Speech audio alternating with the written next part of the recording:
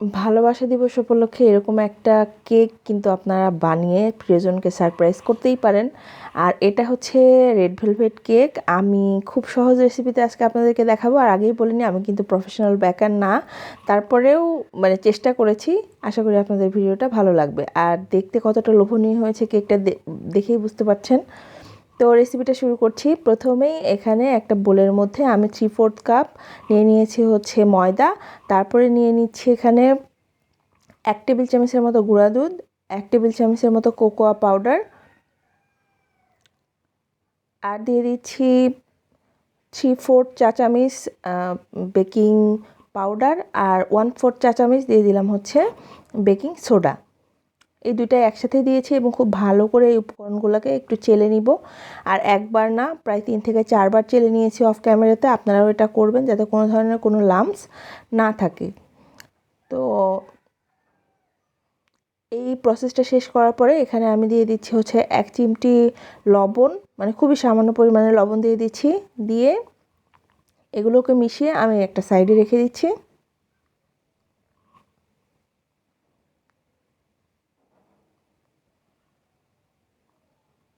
এখন যেটা করব, এখন আমি বাটার মিল্ক বানিয়ে নিব। আর এটার জন্য এখানে 1/4 কাপ লিকুইড মিল্ক নিয়ে নিয়েছি রুম টেম্পারেচারে থাকা।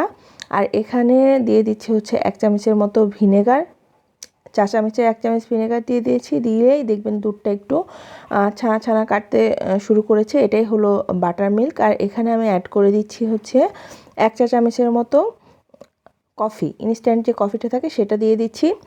আর দিয়ে দিব 1 চা চামচের মতো রেড ফুড কালার।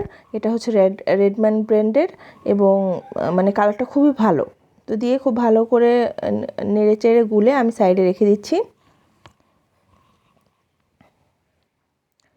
পরবর্তী স্টেপে আমি একটা বোলের মধ্যে আমি 3টা রুম টেম্পারেচারে থাকা ডিম নিয়ে নিয়েছি। আর অবশ্যই নর্মাল টেম্পারেচারে থাকা ডিমই নিতে হবে। নিয়ে এখানে 1/2 কাপ চিনি নিয়ে নিয়েছি। এখন একটা ইলেকট্রিক বিটারের সাহায্যে এই ডিমগুলোকে আমি মিনিট খানেকের মতো কিংবা 2 মিনিটের মতো বিট করে নিব। তারপরে চিনিটা আমি অল্প অল্প করে অ্যাড করব। যেমন চিনিটা, এই 1/2 কাপ চিনি আমি 5 বারে দিয়েছি, তো বুঝতেই পারছেন। দিয়ে খুব ভালো করে আমি ব্যাটারটাকে বিট করে নিচ্ছি। আর সম্পূর্ণ চিনিটা দেওয়ার পরে এরকম একটা ফ্লাফি ইসে আসছে। এখানে আমি 1 চামচের মতো দিয়ে দিলাম হচ্ছে ভ্যানিলা এসেন্স। তারপরে আবার মিনিট খানেক বিট করে এখানে দিয়ে দিচ্ছি হচ্ছে 2 টেবিল চামচের মতো তেল। তেল দিয়ে কিন্তু বেশিক্ষণ বিট করা যাবে না, জাস্ট কয়েক সেকেন্ডের মতো বিট করে এটা আমি রেখে দিচ্ছি।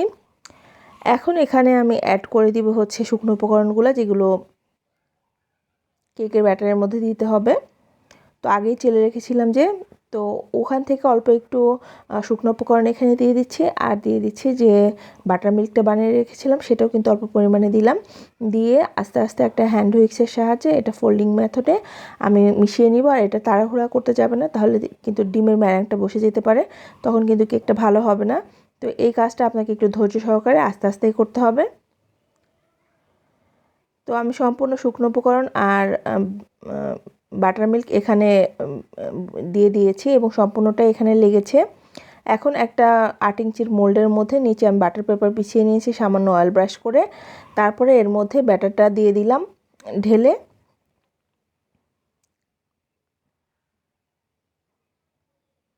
তো এই তো সবগুলো ব্যাটার এখানে ঢেলে দিচ্ছি। দিয়ে একটা কাজ করব, একটু ট্যাপ করে দিব যাতে ভেতরে কোনো এয়ার বাবল না থাকে।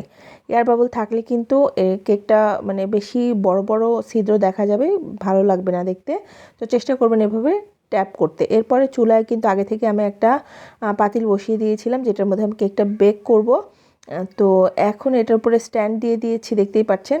আর কেকের যে মোল্ডটা সেটাও দিয়ে দিলাম। দিয়ে এটাকে এখন ঢাকা দিয়ে আমি কুক করে নিব প্রায় 40 মিনিটের মতো। আর চুলার হিটটা অবশ্যই মিডিয়াম টু লোতে থাকবে। আর দেখেন 40 মিনিট পরে আমি চলে আসছি, একটা টুথপিক ঢুকিয়ে দেখলাম যে সম্পূর্ণটা কুক হয়েছে কিনা। হ্যাঁ, হয়ে গিয়েছে। নামানোর পরে ঠান্ডা করে নিয়েছি সম্পূর্ণ। এখন সাইড থেকে একটা ছুরির সাহায্যে আমি একটু ছাড়িয়ে দিচ্ছি, যাতে কেকটা বের হতে খুব সহজেই বের হয়ে যায়। একটা প্লেটের উপরে এখন আমি ঢেলে নিচ্ছি এটাকে। আর নিচে যে বাটার পেপার সেটা আমি এখন তুলে ফেলবো।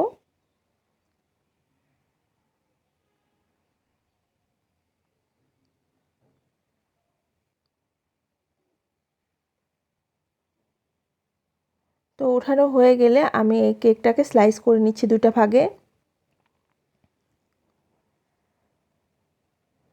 স্লাইস করা হলে উপরের যে অংশটা এখান থেকে কিন্তু আমি আবারও সমান করে নিচ্ছি। আর এই গুঁড়াগুলা কিন্তু আমি ফেলে দিব না কিংবা খেয়েও ফেলবো না, এটা সাইডে রাখবো এবং এটা দিয়ে অন্য একটা কাজ করবো। আমি আপনাদেরকে পরবর্তীতে জানাচ্ছি এটা কী করব। তো এখন এটাকে সাইডে রেখে আমি চলে যাচ্ছি ক্রিম চিজ ফ্রস্টিং রেডি করতে। সেটার জন্য এখানে ক্রিম চিজটা কিন্তু আমি আগেই বানিয়ে নিয়েছি। আর এটার রেসিপি আমার চ্যানেলে অলরেডি দেওয়া আছে কিংবা আমার পেজেও দেওয়া আছে। আপনারা যদি আবারও দেখতে চান ডিটেলসে তাহলে আমাকে একটু কমেন্ট করবেন কষ্ট করে, আমি আপনাদেরকে রেসিপি দেখিয়ে দিব। তো এখানে আমি ক্রিম চিজটা দেওয়ার পরে সামান্য একটু ভ্যানিলা এসেন্স দিলাম, দিয়ে একটু ইলেকট্রিক বিটারের সাহায্যে মিনিটখানেক বিট করে নিচ্ছি। দেখছি একটু শক্ত লাগছে, তো আমি সাইড থেকে আরেকটু হুইপড ক্রিম দিয়ে দিলাম, দিয়ে আরেকটু বিট করে এটাকে আমি সাইডে রেখে দিব। তো এখন এই বলের মধ্যে আমি আরও 1 কাপ হুইপড ক্রিম নিয়ে নিচ্ছি এবং বরফ ঠান্ডা, অবশ্যই একদম ঠান্ডা হতে হবে, নাহলে কিন্তু আপনার ক্রিমের ফ্রস্টিংটা ভালো হবে না। তো আমি মিনিটখানেক খুব ভালো করে মিডিয়াম স্পিডে বিট করে নিচ্ছি ইলেকট্রিক বিটারের। তো এখন এখানে অ্যাড করে দিচ্ছি 2 টেবিল চামচের মতো পাউডার সুগার। আপনারা চিনিটা কিন্তু নিজেদের পছন্দ অনুযায়ী দিবেন, কারণ অলরেডি কিন্তু এখানে ক্রিমটা মিষ্টি থাকে। তো মিনিট 2 আরও বিট করে নেওয়ার পরে দেখবেন অনেকটাই মানে ঘন হতে শুরু করছে। এখন এখানে আমি অ্যাড করে দিব যে ক্রিম চিজটা আমরা আগে বানিয়ে রাখলাম সেটা দিয়ে এটা আরও মিনিট 2 আমি খুব ভালো করে বিট করে নেব, তাহলেই কিন্তু আমার চিজ ফ্রস্টিংটা রেডি হয়ে যাবে। এবং এত মজা লাগে, এটা খালি খেতেই অনেক মজা। তো কেকের মধ্যে দিলে কতটা মজা লাগবে বুঝতেই পারছেন। তো আমি খুব ভালো করে বিট করে এটাকে নিয়ে নিচ্ছি। আর সাইড থেকে কিন্তু সাইডের অংশগুলো ভেতরে দিয়ে দিচ্ছি, একটা চামচের সাহায্যে দিয়ে দিয়েছিলাম, দিয়ে আবারও মিনিটখানেক বিট করে নিচ্ছি। এই যে এটা কিন্তু রেডি হয়ে গেছে, দেখতেই পাচ্ছেন একদমই ইগুলো পড়ছে না, তার মানে আপনার ক্রিমটা রেডি। এখন আমি এটাকে যদি উপরও করি তাও কিন্তু পড়বে না, এটা দেখেই বুঝবেন যে আপনার ক্রিম ফ্রস্টিংটা খুবই ভালো হয়েছে। এখন একটা প্লেটের মধ্যে আমি আপনাদেরকে ডেকোরেশন করে দেখাচ্ছি। আমি তো কোথাও এটা ডেলিভারি দেবো না, এই জন্য বোর্ড ইউজ করিনি আর কি। এখন এখানে সুগার সিরাপ দিয়েছি। সুগার সিরাপটা কিছুই না, 1/2 কাপ পানির মধ্যে আমি 2 টেবিল চামচ চিনি গুলে নিয়েছি, খুব ভালো করে দিয়ে দিলাম উপরের লেয়ারে। এখন চিজ ফ্রস্টিংটা দিয়ে দিচ্ছি, দিয়ে এটা খুব ভালো করে স্প্রেড করে নিব।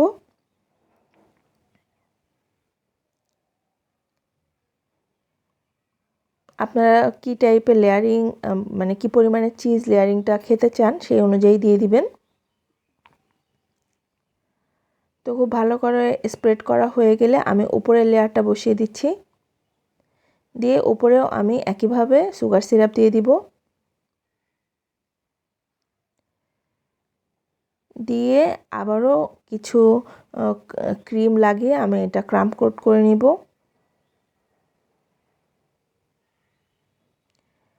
আর এরকম একটা পাতলা কার্ড নিয়ে নিয়েছি যাতে আমার লেবেলিং করতে সুবিধা হয়। আর সত্যি এই কার্ডটা দিয়ে কিন্তু খুব সহজেই লেবেল করা যায়। তো আমার কিন্তু অলমোস্ট ক্রাম্প কোট করা শেষ হয়ে গিয়েছিলো। এটা আমি ফ্রিজে রেখে দিয়েছিলাম 10 মিনিটের জন্য। 10 মিনিট পরে বের করে আমি বাকিগুলা করে নিচ্ছি। তো একইভাবে কিন্তু আমি আবারও লেবেলটা করে দিচ্ছি। তো আমি তো অত প্রফেশনাল না, বুঝতেই পারছেন দেখে। আর যারা প্রথম বানাবেন তাদের একটু কিন্তু সময়টা লাগবেই।